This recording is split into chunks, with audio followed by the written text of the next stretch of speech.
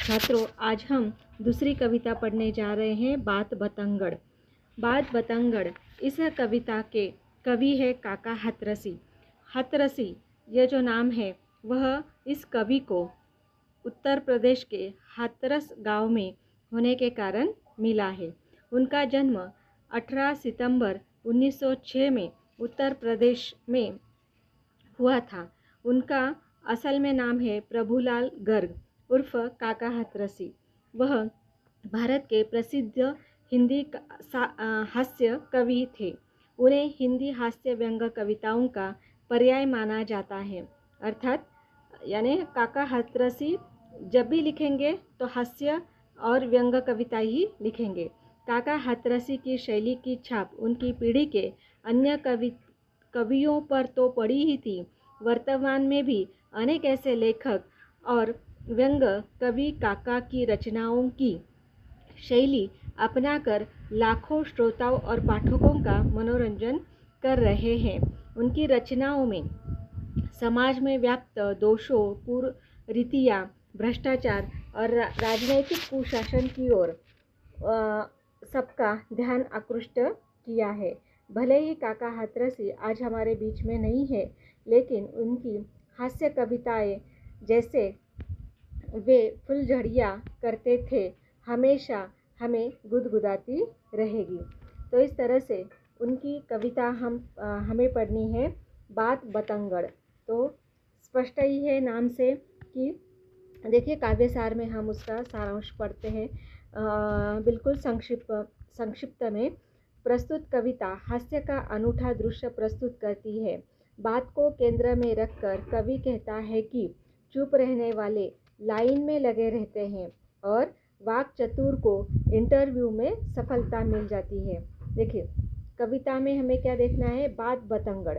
तो इसे स्पष्ट है कि बात कैसी होनी चाहिए, बात का बतंगड़ नहीं होना चाहिए, लेकिन बात को केंद्र में रखकर कवि कहना चाहते हैं कि जो बिल्कुल ही बोलते नहीं हैं वे उनका काम नहीं बनता है। लेकिन जो वाक यानी बोलना या बातें करने में चतुर हो तो वह इंटरव्यू में सफल हो जाता है। उसी प्रकार व्यर्थ की बातों से वाणी का ह्रास होता है, अर्थात यानी जिसे हम कहेंगे कि जो वो बोल रहा है वह बिल्कुल बेकार होता है। तो ज़्यादा बकवास कहलाती है। ज़्यादा बकबक यानी ज़्यादा बातें करते हैं तो वह बकवास कहलाता है। कवि ने उसी प्रकार बात को बहुत गूढ़ संदर्भों से जोड़कर बखान किया है। देखिए बात बहुत महत्वपूर्ण होती है। इस तरह से नहीं कि बात में बात और पात में पात, केवल पत्ते में पत्ता ऐसा नहीं है, उसी में भी कुछ ठोस होना चाहिए। इसलिए बात बतंगड़ इस कविता को हम पढ़ेंगे। प्रस्तुत कविता वैसे दीर्घ है, कविता को हमें समझना जरूरी है। तो पहला परिच्छेद हम पढ़ते हैं। बात बात में बन गए बातों के कुछ छंद, बात पकड़ कर लीजिए बातों का आनंद। बातों का आनंद बात बिना महफिल सुनी, बात बनने वाले को कहते बातूनी। बिगड़ती उसकी बात इलेक्शन में जो हारा, बात बन गई जिसने प्रतिपक्षी दे मारा। देखिए बात कितनी महत्वपूर्ण है, इसका वर्णन यहाँ पर यानी पूरे कविता में महत्वपूर्ण है। तो हर एक पंक्ति महत्वपूर्ण है जिसमें यहाँ पर बात का महत्व बताया है। अधिक बात होने का महत्व भी है, कम बात होने का भी महत्व है। और इस तरह से यहाँ पर बात को केंद्र में रखकर पूरी कविता में बात बतंगड़ है। तो इस कविता में यहाँ पर बात का महत्व बताया गया है। बात बात में बन गई बातों के कुछ छंद, अर्थात जो कवि होते हैं उनमें अलग अलग विचार उनके मन में आते रहते हैं और उन बातों में उन्हें कुछ पंक्तियाँ इस तरह से मिल जाती है कि उसका छंद बन जाता है। तो ये एक कविता में किया गया चमत्कार है जिसे छंद कहा जाता है। ठीक है। बात पकड़ कर लीजिए बातों का आनंद। अगर कोई अच्छी बात कही जाए तो उससे आनंद मिलता है। बातों का आनंद बात बिना महफिल सुने। अगर बहुत सारे लोग इकट्ठा हैं लेकिन अगर वह आपस में बातें नहीं कर रहे हैं तो वह महफिल सुनी हो जाती है। बात बनाने वाले को कहते हैं बातूनी। और अगर इस तरह से अनेक बातें अगर कोई व्यक्ति करता है तो उसे बातूनी कहा जाता है। बिगड़ती उसकी बात, इलेक्शन में जो हारा। तो जिस तरह से हम जानते हैं ना कितने इलेक्शन हुए हैं, कितने डायलॉग्स जो है वह राजनेताओं के प्रसिद्ध हुए हैं, जैसे मैं फिर आऊँगा। तो इस तरह से यानी यह अच्छा डायलॉग था और जिसे काफ़ी सारी प्रसिद्धि मिली थी। लेकिन इलेक्शन में हार जाने के कारण वह बात किस तरह से बन गई, बिगड़ती हुई बन गई। बात बन गई जिसने प्रतिपक्षी को दे मारा। और जो शायद उससे कम प्रसिद्ध हुआ था, वो वायरल हुआ था, वह ये बाजी मार गया, क्योंकि वह इलेक्शन में जीत गया था। अगला परिच्छेद देखेंगे हम, जीवा द्वारा बात को नहीं हो सके बखान। मीठी कड़वी बात का अनुभव करते कान। आदमी जानो उसको चुभती हुई बात, कोई लग जाए जिसको। हास्य व्यंग्य बातों से बत्तीसी खिल जाती है, बात में पोशिंदा बातें मिल जाती है। देखिए यहाँ पर जिह्वा द्वारा बात का नहीं हो सके बखान। तो अगर बात करनी है तो अपने ही मुख से करनी है। किसी की अगर वाहवाही करनी है तो बातों से ही यह स्पष्ट होता है। मीठी कड़वी बात का अनुभव करते कान। और इस तरह से हमारे जो कान है वह श्रोता का काम करते एक तरह से, इसलिए चाहे वह मीठी बात हो या कड़वी बात हो, वह अनुभव करता है, सुनता है। अनुभव करते कान, आदमी जानो उसको चुभती हुई बात, कोई लग जाए जिसको। तो इस तरह से यहाँ पर हमारे जो कान अनुभव करते हैं या जो सुनते हैं, वह आदमी जानो उसको, उसे आदमी जानना चाहिए। चुभती हुई बात, कोई लग जाए जिसको। और अगर कोई चुभने वाली बात हो जाए तो वह उसके हृदय को एक तरह से जख्मी करती है। हास्य व्यंग बातों से बत्तीसी खिल जाती है। और इस तरह से अगर कोई गंभीर या कोई चुभने वाली बात न हो और हास्य व्यंग अगर की बात हो, यानी हल्की फुल्की या कोई विनोद निर्माण करने वाली, कोई जोक निर्माण करने वाली बात हो, तो हमारी बत्तीसी यानी हमारे दांत यानी हम खिलखिलाकर हंसते हैं। बात में पोशिंदा बातें मिल जाती है। पोशिंदा का मतलब है हमारा भरण पोषण करने वाली बात, यानी जो हमें अच्छी लगती है ऐसी बातें। तो इस तरह से ऐसा माना जाता है आध्यात्म में भी कि जो सुख की बातें होती है वह हमारे आत्मा का विकास करती है, और जो दुख की बात होती है वह हमारे आत्मा को एक तरह से छलनी करती है। तो इस तरह से इसलिए जो मुस्कुराने की, हास्य व्यंग की जो बातें हैं उनका महत्व बहुत मायने रखता है। इसलिए यह बातें यहाँ पर स्पष्ट है कि हास्य व्यंग बातों से बत्तीसी खिल जाती है, बात में पोशिंदा बातें मिल जाती है। यानी हमारे एक तरह से हमारा विकास इन बातों से हो जाता है। बात में इस तरह से बातें करनी चाहिए, लेकिन वह एक तरह से सार्थक हो, योग्य जगह पर योग्य इस तरह की बातें होनी चाहिए। जरा सी बात पर हो नाराज़ हुजूर, बात रोग से ग्रसित है, रहिए इनसे दूर। मार बातों का धक्का, उल्टी सीधी बातों से जीते मुँह बक्का। तो ये भी बहुत दिखाई देता है। देखिए यहाँ पर समाज में हमारे जो कवि है वह स्वयं अनुभव करते इस तरह का करते हैं, और इसीलिए इसका जो प्रतिबिंब है उनकी कविता में दिखाई देता है। जैसे देखिए इनका अनुभव वे बताते हैं, जरा सी बात पर हो नाराज़ हुजूर। तो कुछ लोगों को छोटी छोटी बातों पर नाराज़ होने की आदत होती है, ठीक है। और अगली आदत कैसी होती है, देखिए समाज में कुछ इस तरह के नमूने होते हैं जिन्हें जरा सी बात पर नाराज़ होने की आदत होती है। बात रोग से ग्रसित है, रहिए इनसे दूर। और कुछ लोग इतनी बातें करते हैं मानो उनको बात का रोग लग गया हो। रहिए इनसे दूर, मार बातों का धक्का। तो इन लोगों से इस तरह की बातें करनी चाहिए कि वे हमसे दूर ही रहे। उल्टी सीधी बातों से जीते मुँह बक्का।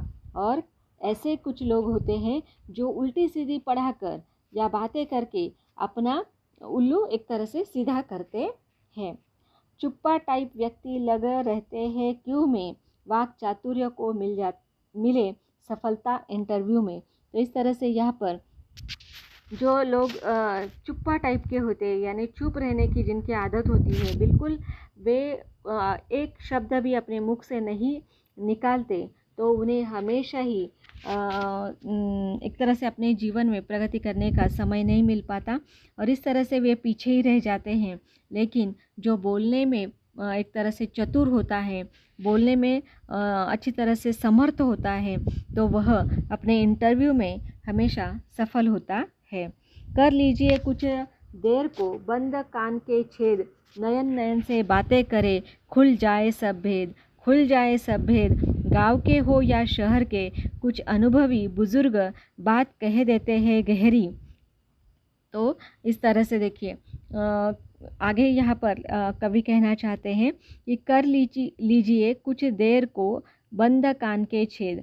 हमेशा ही सुनना यह अच्छा नहीं होता, कभी कभी सुनाना भी महत्वपूर्ण होता है। तो इस तरह से यहाँ पर केवल सुनना ही नहीं, तो किस तरह की सुनवाई होनी चाहिए। देखिए यहाँ पर कवि कहते हैं नयन नयन बातें करें, यानी एक दूसरे से आंखों ही आंखों में बातें करें। खुल जाए सब भेद, यानी सामने वाले को हम जो कहना चाहते हैं वह अगर समझ जाए तो खुल जाए सब भेद, गांव के हो या शहर के, यानी चाहे वह व्यक्ति कहाँ भी निवास करता हो, तो उसके भावनाओं को हमें पढ़ना आना चाहिए, समझ में आना चाहिए।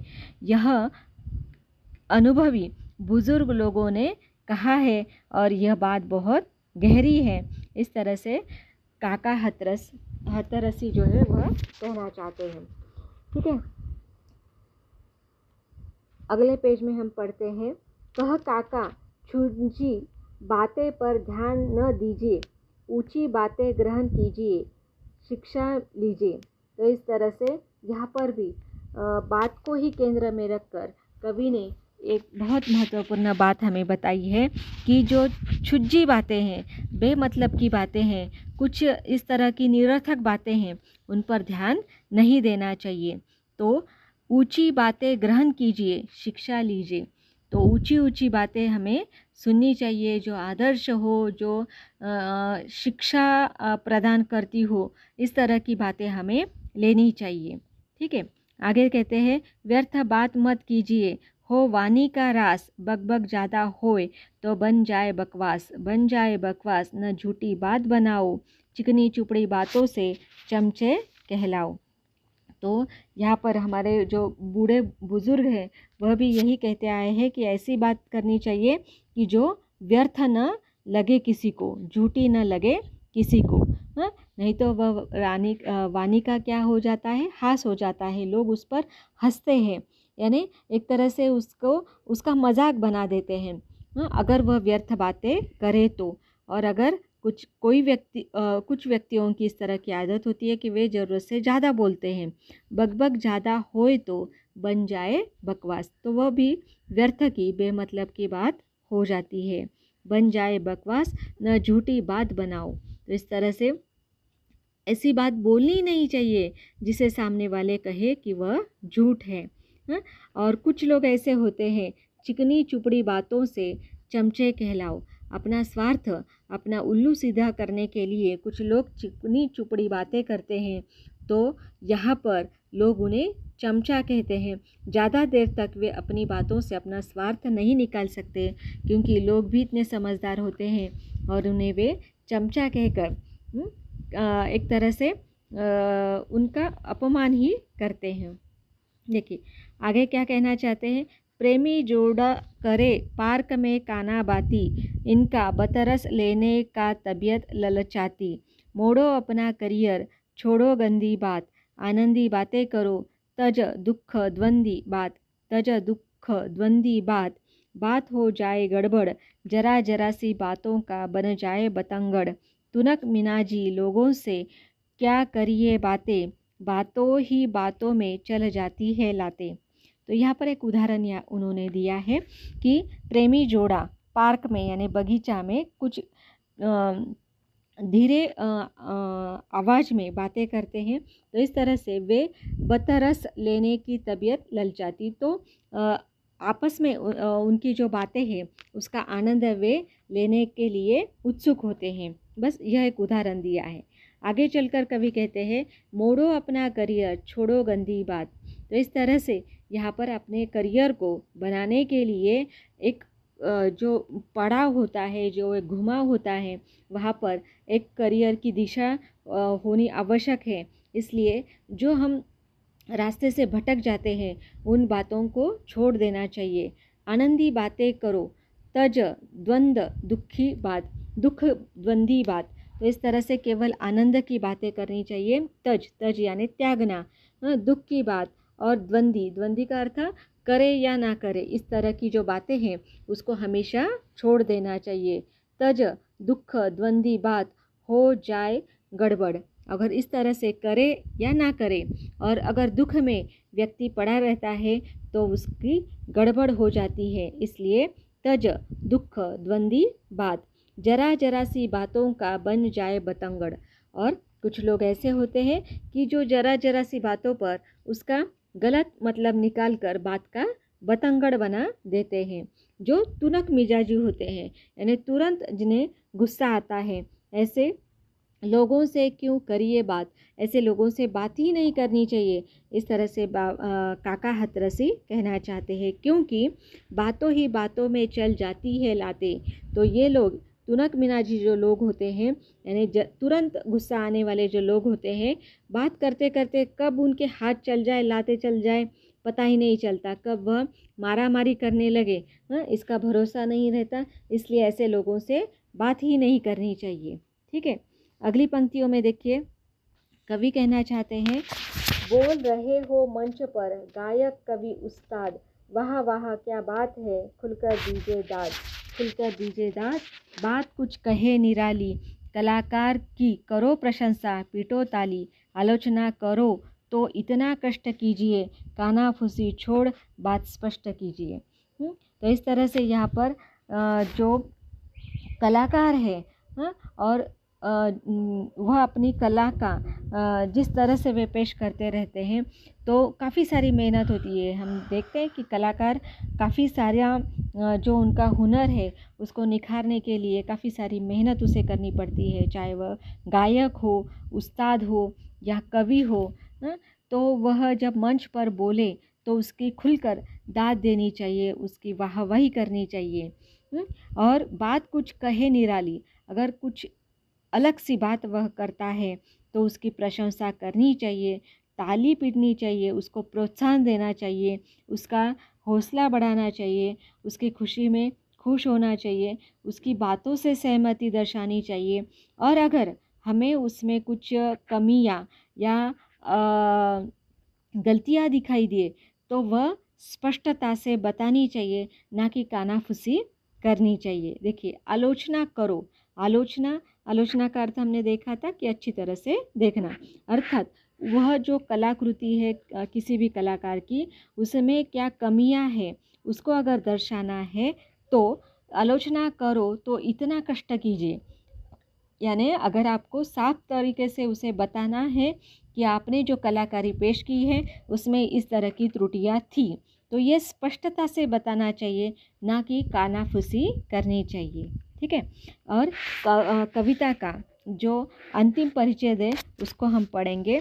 कच्ची पक्की बात से वक्ता जोड़े लिंक, भाषण सुरा विरोध पर डेली करते ड्रिंक, डेली करते ड्रिंक, बात के धनी घनेरे, जय हो श्री राम, जय हो श्रीमान, पर उपदेश कुशल बहु तेरे, अपने ऊपर कभी आपने किया गौर है, नेताजी ने कहा हमारी बात और है। तो इस तरह से यहाँ पर कुछ लोग कच्ची पक्की जो बातें होती है, यानी जो आधा सुना होता है उसे ही वक्ता जोड़े लिंक, यानी जो सुनता जो कुछ उसने सुना है और जो कुछ वह बोलने जा रहा है उसको वह आधा ही ज्ञान होता है उस बात के बारे में, जो कुछ उसने आधा सुना होता है उसे जोड़ने की कोशिश करते हैं।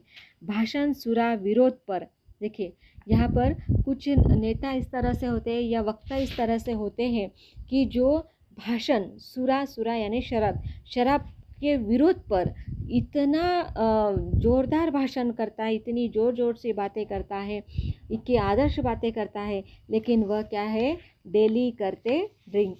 डेली का मतलब है हर दिन वह शराब पीता है और शराब विरोधी भाषण करने में वह माहिर है। डेली करते ड्रिंक, बात के धनी धनेरे, केवल बोलना ही उन्हें आता है, वास्तव में वह कुछ करते नहीं है। जय हो श्रीमान, ऐसे लोगों की जय होती है, पर उपदेश कुशल बहु तेरे। और लेकिन उपदेश देने में वह काफ़ी माहिर होते हैं, कुशल होते हैं। बहु तेरे, ऐसे अनेक लोग होते हैं। अपने ऊपर कभी आपने किया गौर है, और ऐसे लोगों ने कभी खुद पर गौर किया है ना, कि जो शराब पर भाषण देते हैं और खुद शराब पीते हैं। लेकिन यह ऐसे जो लोग होते हैं वे कहते हैं हमारी बात कुछ और ही है, केवल हम उपदेश के लिए उपदेश देते हैं, अगर आपको अच्छा लगे तो ले, वरना यहाँ पर उसकी बात जो है वह बोलने के लिए केवल सफल हुए, ना कि उसके परिणाम के लिए सफल हुए। ठीक है, तो इस तरह से यहाँ पर बात का बतंगड़ कितना एक तरह से ज़रूरी नहीं है, लेकिन बात को पकड़ना और उसको समझना बहुत ज़रूरी है। इस तरह से यहाँ पर काका हाथरसी ने बात को केंद्र में रखकर बात का जो महत्व है हमारे जीवन में उसको दर्शाने की कोशिश की है। ठीक है, धन्यवाद।